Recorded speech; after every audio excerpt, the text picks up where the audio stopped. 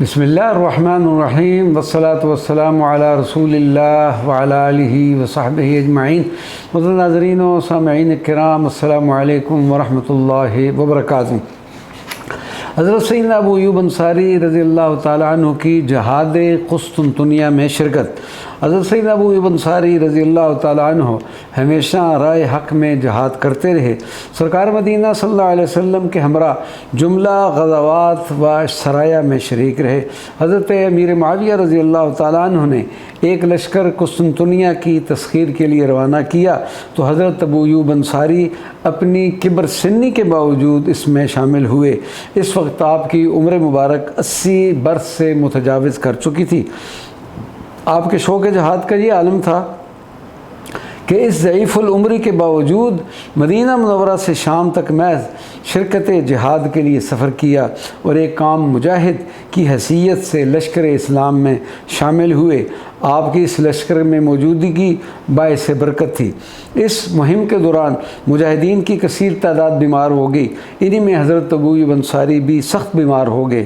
ایک روایت ہے کہ آپ رضی اللہ تعالیٰ عنہ نے وصیت فرمائی کہ جب میرا انتقال ہو جائے تو مسلمانوں کو میرا سلام پہنچا دینا اور ان کو بتا دینا کہ جو شخص اس حالت میں انتقال کر جائے کہ رب واحد کے سوا کسی کو شریک نہ جانتا ہو تو اللہ تبارک و تعالیٰ اس کو جنت نصیب کرے گا۔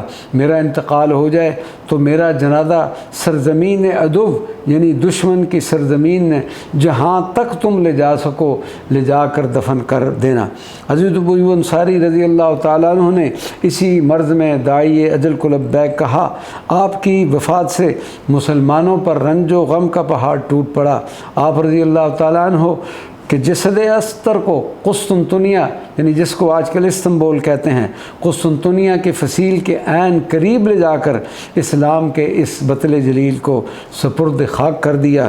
بعض مورخین کے مطابق آپ کی تدفین رات کے وقت عمل میں آئی اور تدفین کے بعد آپ کی قبر مبارک کو سطح زمین کے برابر کر دی گئی تاکہ رومی، اس وقت جو رومن امپائر تھی، رومی مدار مبارک کے ساتھ کوئی بےادبی نہ کر سکیں، اور یقیناً وہ کر بھی نہ سکتے تھے کیونکہ سرکار مدینہ صلی اللہ علیہ وسلم نے سیدنا ابو ایوب انصاری کی حفاظت کے لیے خصوصی دعا فرما رکھی تھی۔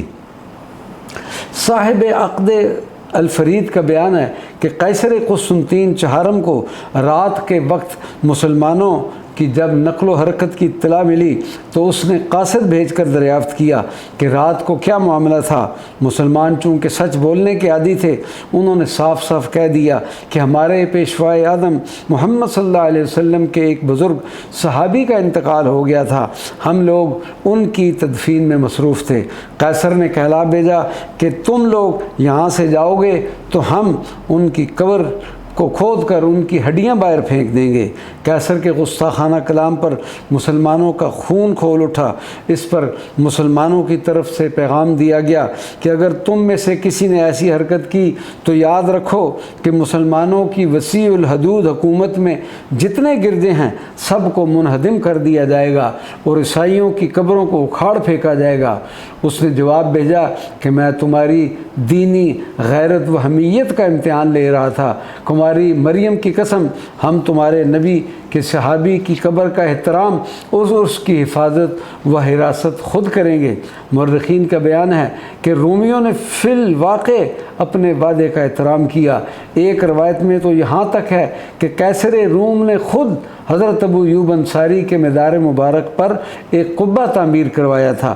طبقات ابن سعد میں ہے کہ رومی قحط کے زمانے میں حضرت ابو ایوب انصاری رضی اللہ تعالی عنہ کے مدار مبارک پر حاضر ہوتے تھے اور آپ کے توسل سے بارش کے لیے دعائیں کرتے۔